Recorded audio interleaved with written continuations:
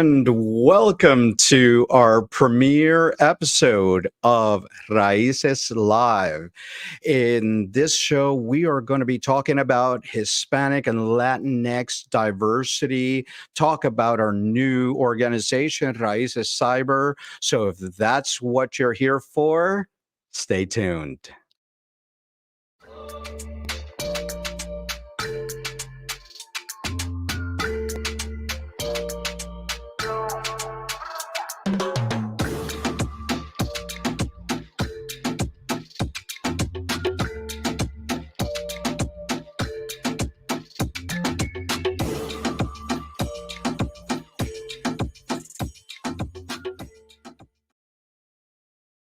And welcome back. And I'm so happy to see you guys here today to our new premiere episode of Raíces Live. We will be doing these weekly shows to talk about all the things that are important to the people out there in cybersecurity, the Hispanics, the Latinos, Latinas, Latinx community. So I hope you subscribe, like this channel, and stay tuned to all our social media as we grow this wonderful organization together. All right. So tonight we have a very, very special episode. But before we start with that, if there's anybody on Facebook and you want us to be seen on the show, go to this URL just so that we can see your comments online here. So. All right, so today I want to introduce you guys to our special guest here, Aunshul Rege, and she is right here with us. Hello, Aunshul. Hey, thank you so much for having me. Wonderful. Thank you very much for being here on such short notice. And why don't you tell our audience about yourself? Sure. So first of all, I love that music. So you have to bring it back in the background. Yeah, to get some moves in. So I am an associate professor with the Department of Criminal Justice at Temple University, going into my 10th year there actually. And I look at the human and behavioral side of cyber attacks and cybersecurity. More recently, I've been getting into the area of education. So, how can we develop education, have more of this human factor in the education space? Because at the moment, it's heavily technical. A lot of our work is supported by the National Science Foundation, and I have a wonderful team. I always do a shout out to my team. So shout out to Rachel Blyman and Katora Williams. They are a wonderful set of graduate students. So yeah, so that's We're in a going to have to bring them on the show too. absolutely, they are amazing. So Wonderful. And tell us about the Care Lab. yeah. So this is a lab that started a couple of years ago, and we realized that there's a couple of different areas where the human factor can really be mentioned. But as I was going through my usual, stereotypical academic stuff, right? Like this is the research portion, this is the education portion. I noticed that there is a problem in the DEI or diversity, equity, inclusion space. And specifically for me, I look at DEI in so many different ways. So obviously you have the traditional notions of DEI, right? Underrepresented communities, Hispanics, Latinx being one of those underrepresented communities. And oftentimes I have students in that space who come up to me and say, well, what do I do? Or where do I go? Or who can I talk to? And I realize that I'm doing great on the research side. I'm doing okay on the education side, but what's missing is that connective tissue, right? How can I connect my students as an educator with role models in those appropriate spaces? So if I have a Hispanic student, how would I connect them with someone in the Hispanic community? And likewise in so many other ones, right? We have the Black community, we have the Asian community, and so on and so forth. And so one of the things we started doing was we started putting together a list of organizations, because one of the biggest things I always hear is, well, I don't know who they are. How do I find them? And that's a great question, because half the battle is just identifying. And so we put together a list of organizations we love called OWL, which is also the temple mascot. And that's 222 organizations to date. So we released this in March of this year, and I'm very, very happy to say that to date, it's been accessed over 14,000 times. Wow. So yeah, so that for me is a big win in the sense that there's a need for something like this, and this is just part one, right? It's just identifying organizations and being able to then reach out to them and do really cool stuff with them, and that's why I'm so excited about Raíces, right? And I'm really excited that you came into class the other day, you told my students about all the cool stuff that Raíces does, and more of that messaging needs to come out.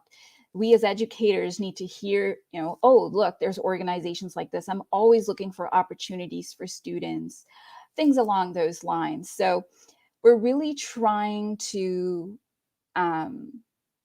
bridge the gap and go beyond, sort of our ivory towers, if you will, right? We're always sitting there and doing our work, but what does it mean for community outreach and engagement? And it's very, very hard to do. That is great. So yeah, but that's all the more reason why I think it needs to be done, because it shouldn't be this hard to do, right? And I have on the Yeah. on the show here the OWL list, and one of the interesting parts of the about the OWL list is that we have very small Native American, Hispanic and Latinx and Asian community representation, as well as the LGBTQ plus organizations there. So talk to me about what you're doing for outreach with these kind of organizations. Right. So, one of the things, for instance, I was able to connect with one of the Latinx tech groups right now. And I said, hey, what can we do? Can we do internships? Can we do? So, for instance, if I have research opportunities for undergraduate students who are, let's say, Hispanic and are interested in coming and doing research with us, we want you to come and do that, right? We're not a technical lab, we're a social science lab. So if there's, because cyber isn't, again, going back to another definition of diversity, cyber isn't just technical, it's so many other things. So if you are not into technical, um, you can come try your hand at this. So you can work on any of our NSF grants. You can come and get that research experience. You can come and work with my team. We can give you the research experience. We can give you the opportunity to go present at cool conferences with us, right? If you're interested in going down the academic path or not, I mean, you can even write a paper with us, right? So these are the ways that we can help members of communities.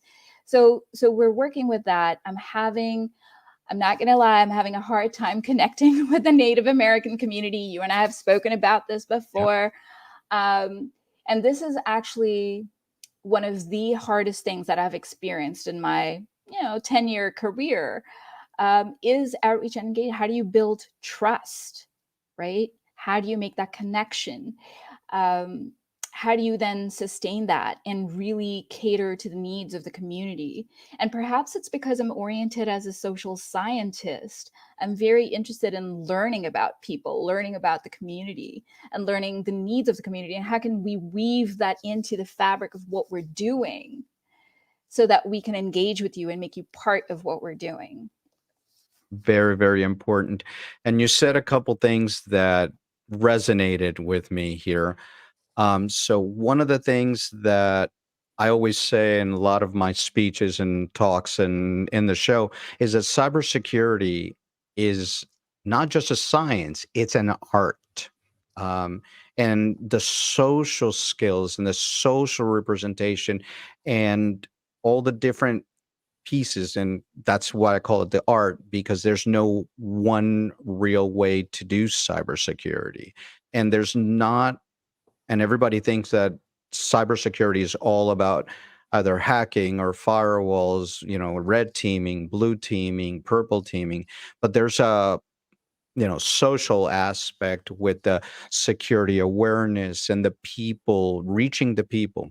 One of the What is the weakest link in security? the person. So, it is incredibly important. And there's not a lot of research happening in the social piece of cybersecurity and how we do this, how we include people. So it's amazing all the stuff that you guys are doing at the Care Lab. Thank you. Thank you so much. Still long ways to go, right? We're only at the tip of the iceberg, but it's a very humbling experience, because you think you've made progress and you realize, no, you really haven't. So, what has been So yeah, so we have a question already here. for me personally, the biggest thing is making the connection itself. I've had, success with two great members of the community, but I'm having a harder time, um, let's say, recruiting students from that. I would love to see Native American students come and do research with me, right? That would be lovely. Uh, so the biggest thing is just making that connection. A lot of times, and this is, like I said, a learning experience for me. I don't know what, maybe it's a problem with the way I package my message. Maybe I just haven't made the connection the way I should have. Maybe I haven't found the right people yet. So I don't, but I'm at ground zero at this point in time in terms of making a connection.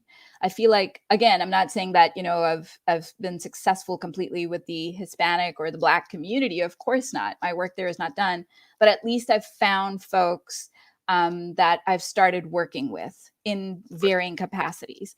I have not even accomplished that with the Native American community. So that's one of my biggest challenges. I'm not giving up. I'm still going to keep trying. Well, I'll put the call out on the show here. So if anybody that's listening to us or watching on the replay, if you know any of the Native American cybersecurity professionals out there, please give us a call. We'll connect you to that to the CARES Lab and to Anshul.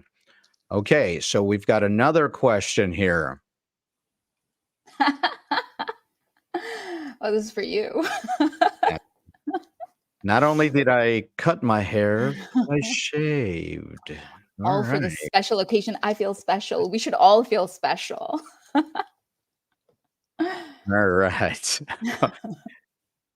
So, when we're talking about the diversity piece here with with your studies here, what is one of the things that you see in the Latinx Hispanic community, and what do you see over the last 10 years that you've been working on this? What is the growth? What is the path? What do you see? Do you see any stumbling blocks that the Hispanic community has done or anything like that? That's a great question. Now, I don't have any empirical data or anything longitudinal that I can offer. This is all anecdotal. So that's my little That's disclaimer, what we right? like That to hear. goes, yep, my little asterisk right there. Um, but interestingly, and this was a question that I'd asked you as well when you came and spoke to the class, I spoke with two separate Hispanic Latinx groups on separate occasions in the past 2 months. And they both said the hardest thing that they're having, that they are experiencing, is connecting students with the opportunities. And I thought, so what that was one of my questions is, how do I get, for instance, the events that we're doing, right? I would love for this to be, for instance, our social engineering capture the flag competition. I would love to have a team from a Hispanic serving institution compete, right? And they said, yeah, we're having trouble connecting with students. We need to have more opportunities for them because there seems to be a disconnect. So it seems like, again, in the education space, at least in the higher ed space, right? How do we, and I don't have enough data points to give you more detail on that. But that was something that they both said to me on separate occasions. And I thought, well, isn't that interesting? Here I have two separate organizations saying the exact same thing, saying that we wish there were more opportunities for students, and there probably are opportunities, but again, are we making those bridges and connections? How do we get messages out to student clubs, right? Because there are student clubs like Hispanic student clubs and things like that. So how do we perhaps weave that into the cyber area or the InfoSec community? So these are the typical things that I've heard from the communities themselves. And for me, my biggest thing is, again, identifying those people. So just like there is, for instance, a care lab list, I would love to see a list, for instance, of Hispanic organizations or Hispanic folks in the cyber field who are willing to mentor, right? Who are willing to take students on under their wing. Are there any scholarships that they can go apply for, right? So these are the types of things that I would love to see, because then I can say, hey, you, right, you were asking me about this. Guess what? Check this place out, right? Or, hey, Eric, I found a student who was really interested in Raíces and he wants to know what he can do, right? Or how can he get that internship through? Or he just wants to speak to someone who's been in the field.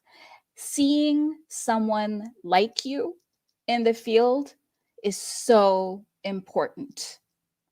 And students aren't seeing that, right? They're not seeing that They're not. diversity. So and you need to see that. You need to see that. And that's something that I would love to see. And it's, to me, it's not about fragmentation, right? Oh, you have all these different categories and blah, blah. It's not. It's about you're drawn to someone who looks like you. And if that person can do it, then maybe I can do it. If that person can do it, maybe I can go ask that person how they did it, right? So it's that natural organic connection that I think needs to happen. Yeah, and that's one of the things, and I'm going to kind of jump and then I'll jump back, but to the second part of the show when we talked about Raíces. But one of the things that we want to do with Raíces is exactly what you said, is start finding and identifying Hispanic, Latinos, that are in the middle school, high school, junior colleges, and bring them into the fold. You know, one of the things that I've always argued is we have 500,000 openings in cybersecurity right now, and we can't find qualified people to do that, to join that. And people don't know how to get into this field. There's people that are 20, 30 years old that are still asking us the question, how do I get in cybersecurity? So one of the big of our four pillars is that education component, and we're already working and kind of thinking about Raices Kids. So that's going to come soon. We're That's hoping. awesome. See, So this kind of stuff just excites me as an educator. So make it happen, Eric. Make it happen. I'm waiting. I'm waiting. I know it's going to be awesome. So we just need to get those volunteers and, get people to the website to start volunteering for us, because we've got great news tonight.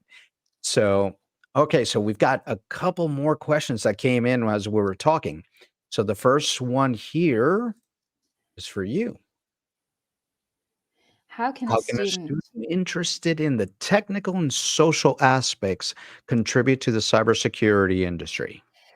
Great question. So I have seen folks that are doing a little bit of both. So some areas, policy, design and development, security training and awareness, threat intelligence, data analysis. Again, not necessarily have to be technical, right?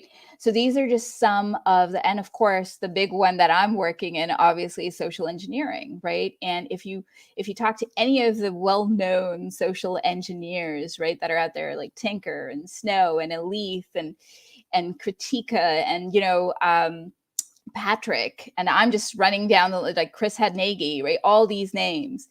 They will emphasize the social aspect of this. You can be a pen tester and bring that to the table, right? There's going to be some portion, at least, of the engagement where the social aspect fits in.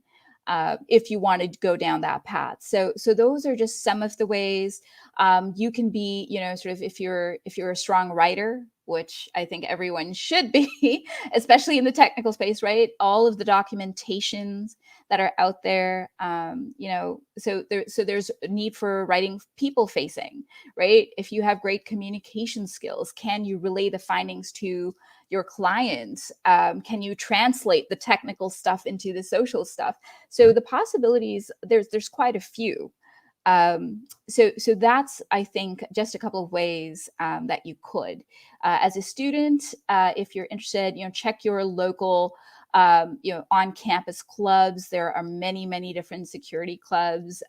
We just started one at Temple, the student chapter for the Women in Cybersecurity. So that's a great organization as well. So if you want to start contributing now. Volunteer for Raíces, right? Like, you don't have to be a working professional, I am assuming, Eric, right? Anybody. And that's what I liked about Eric's message, is like anybody can engage, right? That's right. Everyone is welcome. So start participating now, right? Contribute not just in that way, but also what are the needs of the community, right? As bring your social sort of skills to the table that way. Yeah, and that's very important because the community, what I see a lot is we have a lot of people in cybersecurity who stay in that community and they share their experience with cybersecurity professionals.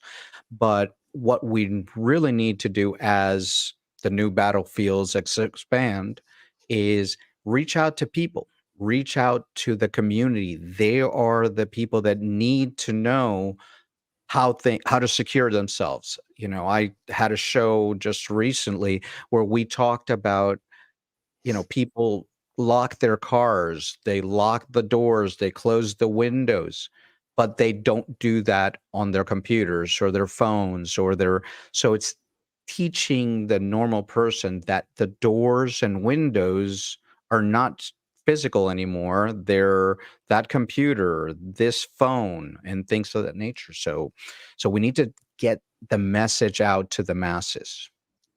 Absolutely. Absolutely. Yeah. So we got another question here. It's a little more complex here from Studio Sec. People like,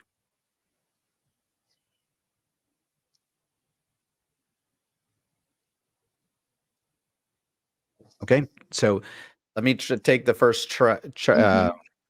try on this.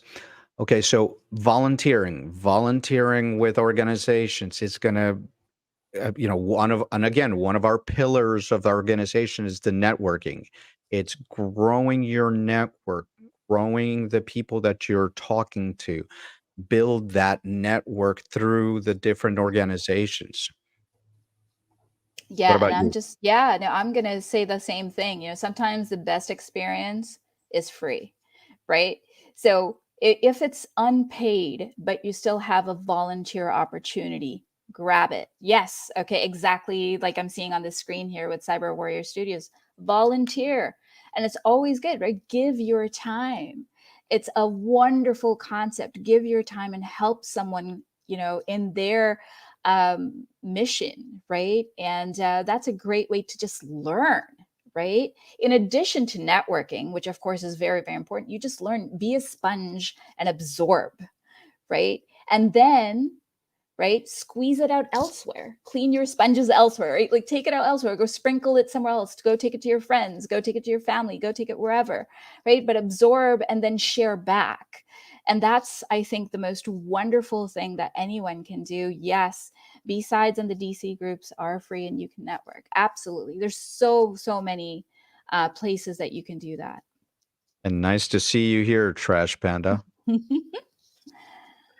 All right. So with that, I also wanted to I took a note as soon as I heard you have an event coming up with Alith here real soon. Can you please tell us more about that? Oh, yes, absolutely. So I'm actually pulling it up here because I don't want to get the dates wrong. Okay. And I'm going to, if you, for those of you who are interested in looking at that, it is happening on September 23rd, which is a Thursday. at 11 a.m. Eastern, and we're actually keeping it open to everyone because it's such a wonderful talk, but it's also such an important talk. And for those of you who follow her on Twitter, I mean, who doesn't? She's awesome. But right, she did an entire thread about how she was approached by a scammer and how she engaged with that scammer, going back and forth. And it's a beautiful example of a social engineering case study. And she's very methodical in explaining that. Thank you for pulling that up. Right. She's very, very methodical in her analysis, and she breaks it down. And this is so, so important because there's so many people who are scammed, and then they're embarrassed to talk about it because they feel stupid. And again, it shouldn't be that way, right? And so part of this, it's a wonderful case study analysis, but it's also a nice awareness campaign. So when I saw that thread, I reached out to her. I'm like, Elise, can I snag you, please? I wish you could come into class and just, talk to my students about it. And she's like, yeah, let's make it happen. And then I said, well, if we can do that, can we open it up to the public? And she said, yeah, absolutely. So, and again, I cannot thank Elise enough for doing this because she is swamped as it is. But she's taking the time out and doing this, right? And this goes back to, again, I'm going to put that little volunteering her time, giving her time to do outreach and engagement and raise awareness in the community. So please, if you're available that day, and if you can come out to that event, and this is, like I said, open to anyone, please share this. Thank you, and come out, because this is something that impacts so many different people. Well, I shared this on the Raices Cyber Twitter, so please go ahead and go there. If you haven't followed us on Raices Cyber, it's going to be on there, and I'll have it on the links as well, be below here. That would be awesome. Okay, wonderful. Do we have any other questions from the community? Okay. So as we wait for those questions, the other thing that I want you to talk about is the social engineering capture the flag. So Yes. I'm going to tell you something. In the community, and everybody knows I'm a white beard. I don't call myself a white hat or anything like that. I call myself a gray beard, whatever. But I have not seen very many social engineering capture the flags. And when I heard about the concept, I was excited. I loved it. So tell us about it. Yeah, so this is happening October 22nd to 24th. It's completely virtual. And part of the reason, again, why this came about is I was frustrated with how far behind we are in the social sciences and the education space, right? In the technical space, there's so many different hands-on courses or experiential learning courses that you can take in your own classroom, but there's also so many CTFs that cater to the needs of the technical community. What are we doing in the social sciences, about that? Nothing, right? And so that's where it started. But as I started going through this, I realized it's not just the social sciences, right? It's something that speaks to everybody. So a different spin on access equity, if you will, right? Entertain me for a little bit, is this idea that anyone can engage. You don't need to have special technical skills to engage in this, right? Do you know how to use a phone? Okay, you can try to fish someone. Do you know how to, write an email? You can fish someone, right? I remember that meme too, right? The idea is to make it relatable. Okay. And again, I'm not saying social engineering is easy, of course not, but you make it relatable, right, into everyday interactions and welcome everybody to come and engage and be a part of this, because social engineering is such a big component of this, of cybersecurity. And we don't really talk about it that much in the higher ed space. So, a couple of years ago, I reached out to Patrick Laverty, who is the co-organizer of the Layer 8 conference. Shout out, great conference. And I said, hey, do you think I'm crazy, but, or should we do this? And he's like, you know what, let's do this. So he had my back and he said, let's go try this out. And we did. And we had our first collegiate SECTF last year. And it was a blast, right? We got nothing but rave reviews. It was all virtual, of course. And we did a combination of open source intelligence, phishing and vishing. And we had Patrick, Snow, Alith, Whitney as judges last year. So again, they gave their time and they engaged with the students, and that was awesome. I mean, you have some of the greatest players in the field come and engage with students, right? So again, for me as an educator, that was wonderful. We decided to bring it back again this year. We added 3 new judges. So we added Hakeem Thomas, we had Kritika Lalwani, and then we had a Leon Johnson. And again, you can check them out on the website. So I'm also excited about this because we've got more talent that we're bringing to the table now. Really cool. Obviously, this is something that is sponsored or funded, I should say, by the National Science Foundation.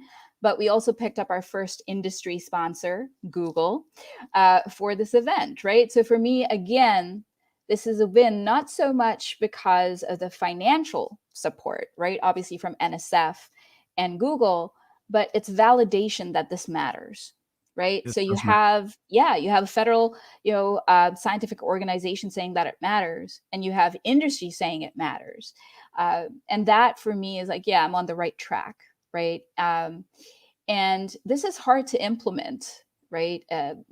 Folks just see sort of the tail end, right, of it, but the behind the scenes stuff, and this is going back to my team, Rachel and Katora, right? Like we really are a team. It's less of a professor-student relationship. It's more like we really all just come together and we do it, right? But behind the scenes, we had to go through the risk management unit at Temple. We had to go through the ethics board at Temple. So just planning for this takes 6 to 9 months, right? But it's worth it. And it's a proof of concept that shows you can do this. And you bring in the right kinds of folks to the table and you make beautiful magic happen, man. That's what it is. It's beautiful magic. There you go. And we're all about helping with that. We're very excited to help with the capture the flag and all those different activities. So as Raices grows and all our people come in here, I am hoping that we're going to have some more volunteers for you and support you in some of these things. All right. So let's see. Do we have? Okay. So Alma, we're going to bring you in a few seconds here. Are you ready? I'm ready. Okay. So in this part right here of our show, we're going to talk a little bit more about Raíces, and we're going to give it the spin of how we're, interacting with you, Aunshul, and with Temple and all the different things. So I'm going to bring in Alma. Alma, are you there? All right. You are on. Say hello. Hi. Hello. Good evening, everyone. It's great to be here. My name is Alma Maria Renaz. My pronouns are she, hers. I am a recovering classroom teacher, a coding bootcamp survivor, and a cybersecurity trainer, advocate, and just all-around enthusiast. And hey, shiny buttons. And yeah, thank you so much, Eric, for inviting me to be here. And yeah, I'm really enjoying the conversation. So I'm going to ask you, so you've been in a lot of organizations in the industry. So tell me the list of all the organizations that you are part of or support here. Yeah, so I am a member of a bunch of organizations, and I apologize if I leave any out. But I'll begin with WCAPS, which is an organization that is near and dear to my heart because I come from a background in international relations. This organization, WCAPS, was founded by Ambassador Bonnie Jenkins. It's Women of Color Advancing Peace and Security. And then in a more cyber-related space, I sit on the cybersecurity working group for WCAPS. In a more cyber-related space, I'm a member of Women in Cybersecurity, Women's Society Cyber Jitsu, ICMCP, which is the International Consortium of Minority Professionals in Cybersecurity. I'm also a member of CNSP, the cybersecurity nonprofit. And now I am a member of Raices Cyber. Additionally, I'm a member of ISACA and Blacks in Cybersecurity. I'm also a member of Blacks in Cybersecurity. And I think that might be it, though I feel like I'm forgetting somebody, some organization. Not busy at all. I mean, what the tips that you were giving for people who are students or new to cyber to network, I can't stress that enough. That's really, really important. And there are lots of ways to get involved. And especially if you know what area you want to be in, you can really drill down into that. And I really appreciate that, what you were talking about, that cyber isn't just technical. I personally really enjoy the GRC space. And so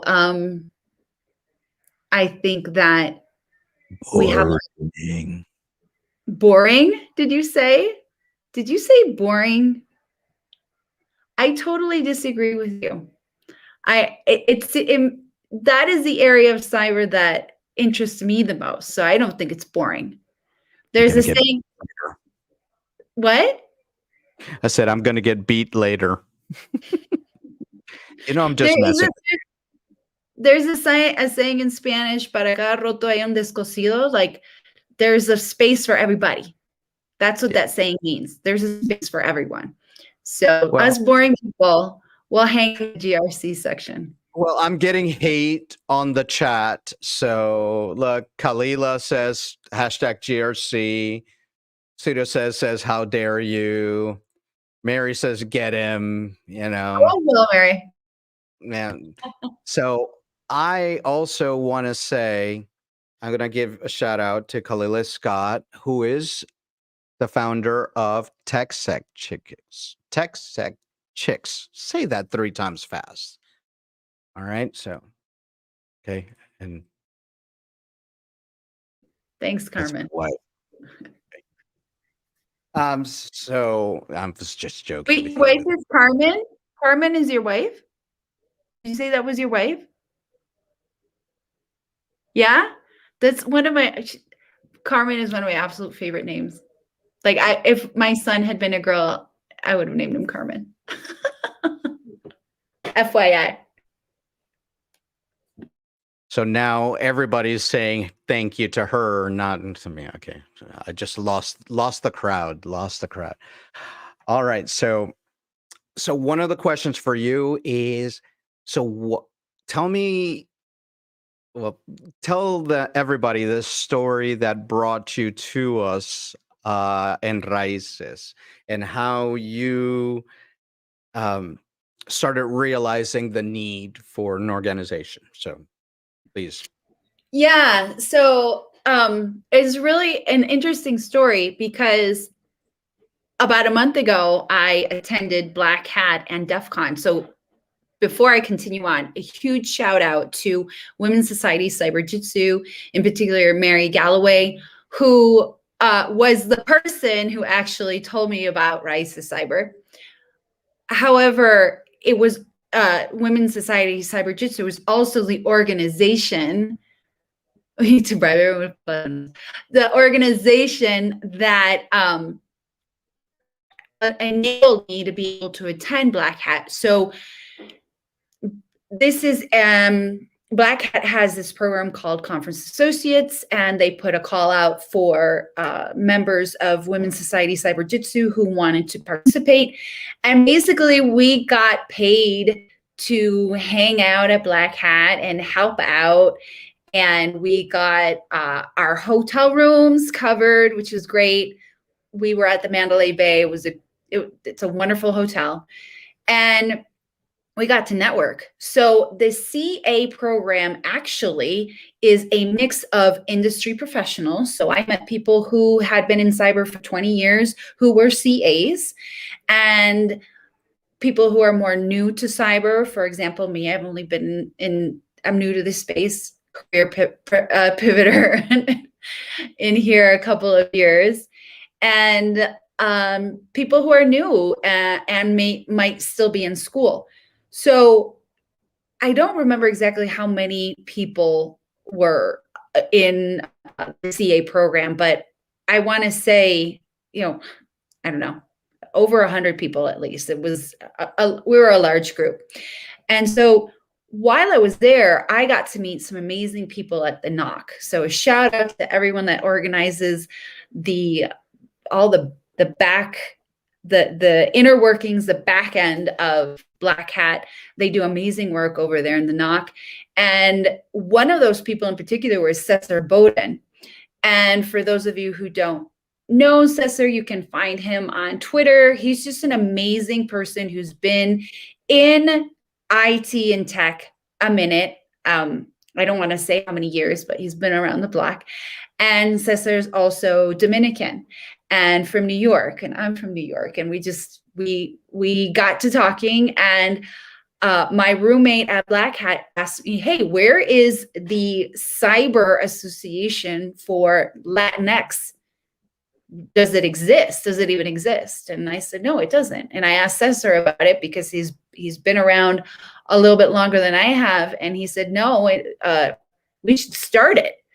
And well, he said, you should start it.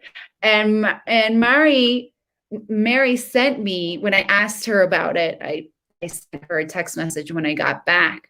I asked her about it. Hey, what's up with the Latinx and cyber? About 2 weeks later, because we had a conversation, we bounced some ideas back and forth.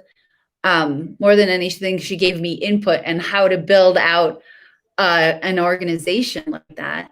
And then she shared the link to Raices Cyber. And I was like, okay, so somebody saw the same situation and obviously has gotten, they have a lot more done. They've covered more territory. Let me reach out to them.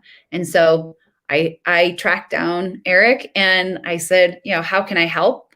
How can we get involved? And I signed up to volunteer, and here I am.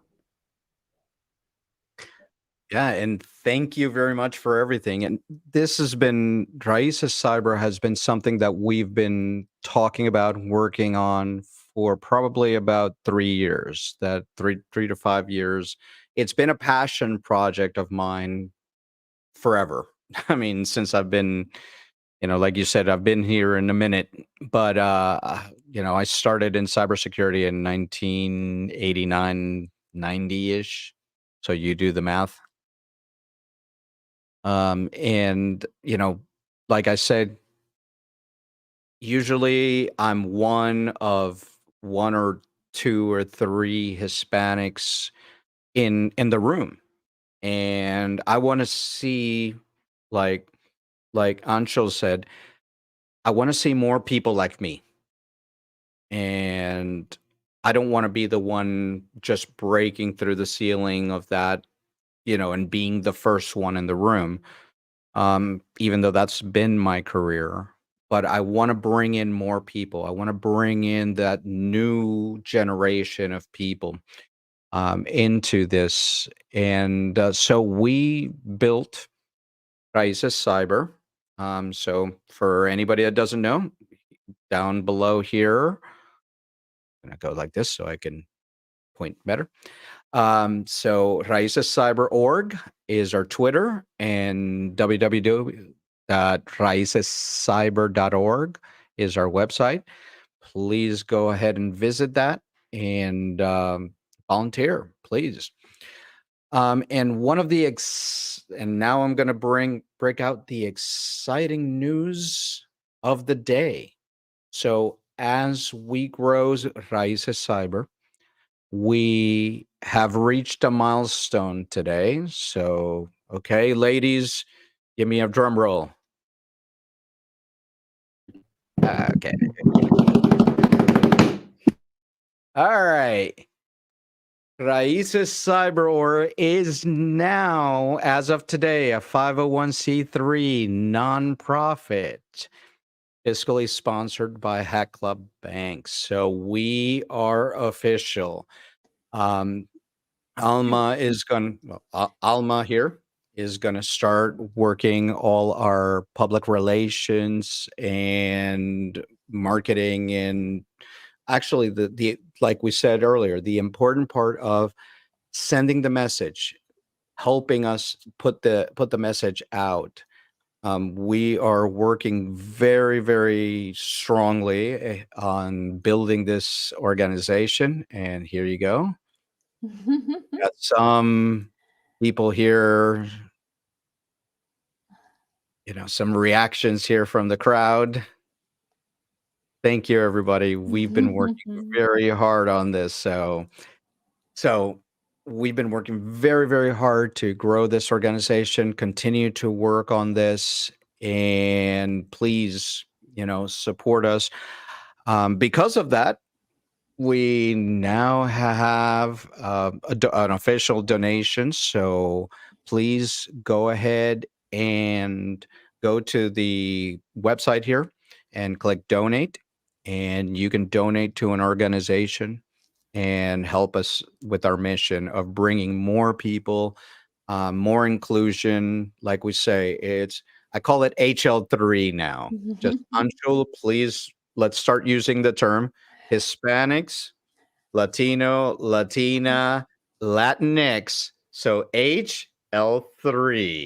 HL3. I like that. HL3. Did you start the hashtag yet?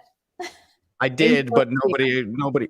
Okay, everybody on the chat, I want to see a hype train of HL3. Let's go. HL3. So it's a Hispanic, Latino, Latina, and Latinx. So covering all the areas, but we also cannot forget a very important part of the organization is the allies. Okay, I don't want to leave anybody behind. This is not just a Hispanic association. This is not just Latinos. This is also all the people that support the community, and no one can do it alone. And that is very important. So we have a lot of allies that are supporting us in this mission. So look at that. Oh, this is beautiful. Look at that. All right. Love it. Love it. Okay, so with that, we're going to be working with a lot of organizations here. Anshul, you want to say anything as we wrap up the stream today? Yeah, I'm good. Wow. Just thank you, first of all, for the opportunity. I know you and I were talking about, well, what do you want me to say? And he's like, no, we're just chatting. And I was like, oh, cool. Right. So thanks just for a lovely time. First of all, it was almost lovely to meet you. And I'm just really, really glad that we connected. And I think, Eric, you are on to something really, really important and crucial, something that is much needed in the community. I know it's hard to pull something like this off, but kudos to you, and just keep doing what you're doing and keep powering through. I love your energy. I love your vibe. Great stuff. Keep going, man. Keep going. So, thank you, Alma. Well. Let me just, I just realized this. Let me just shout out to this flag I have back here. I need a Puerto Rican flag right somewhere around here. we're not even Cuban. I mean, this is just something that my son did for a school project, and he just really liked it. I guess he felt identified, the Mexican who identifies with Cubans. So what am I supposed to say? Thank you. No, we're not supposed to. No. What am I saying? I'm saying it's a real pleasure to be here, and it's funny how, like, I almost feel like I spoke you into existence, Eric, because I didn't know who you were until, like, Mary told me about Raices Cyber, and I was like, oh, what's that? And you just started. And so when things are supposed to happen, they happen. And I'm so glad that things worked out this way. And I'm looking forward to, like, the work that you're doing, Aunshul. Oh, I'm sorry. I apologize. I feel like I'm never going to get to say your name right. Aunshul. Yep, you actually got it right. But Eric got my last name wrong, so boom. All right, pronounce it. It's like the genre of music, reggae. Oh, really? Yeah, yeah. Nobody gets it, so it's fine. All right. My last name people butcher all the time. And it's easy. Yeah. But the work that you're doing at Temple is just like it, and I was on a call with another Latinx in cyber. This is before I knew about any of this, but he was telling me the importance of more social scientists in cyber. He said cyber needs more social scientists. And this is someone I met at DEF CON, by the way. And I just realized we need to invite him to be a part of Raices Cyber and introduce him to you as well. So yeah, it's just, I'm really looking forward to moving, like, all these amazing things that we can do moving forward. If anyone is interested in more GRC-ish topics, please let me know, hit me up, because this is definitely something that I am very much passionate about and interested in. And I will be participating in an apprenticeship called the Next CISO, which actually is a way for people to get themselves up and running in cyber through GRC. If you're interested, please, my Twitter is in my name. Eric will be throwing up my social media contact information. I'll be more than happy to make the introductions. So.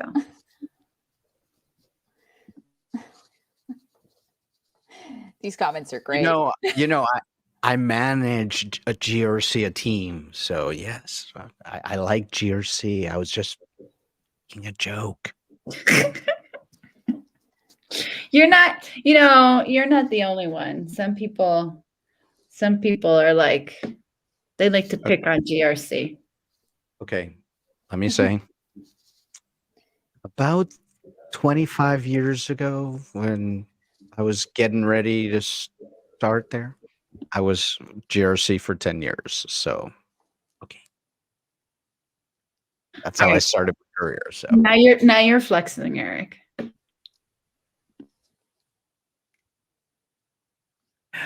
All right. Well, with that, we're going to wrap up this first premiere episode. Again, thank you, Alma. Thank you, Aunshul Rege.